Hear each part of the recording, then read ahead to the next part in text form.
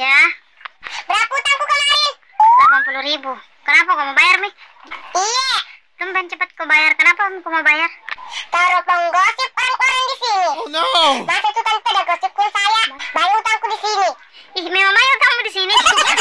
Jam kau mengutang supaya jangan kau digosipkan. Kenapa orang-orang di sini, Di? Tante penggosip sekali. Oh, come on. Banyak sekali urusannya. Kita yang mengutang, mereka yang sibuk. Ah!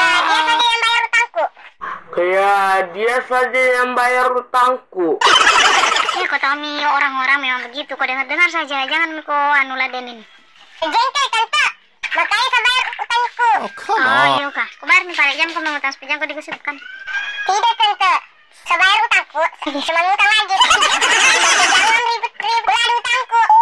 Siapa kayak ribut-ribut? Sendiri ribut, Ci. Udah sampai kita yang cerita. Oh no! Siapa yang cerita? Tante, yang menceritakan ke kamu? Baru ada dengar di mana paling itu. Mungkin udah sering dengar kau mengutang, makanya diceritakan kok. Ih, penggosipnya, Mi.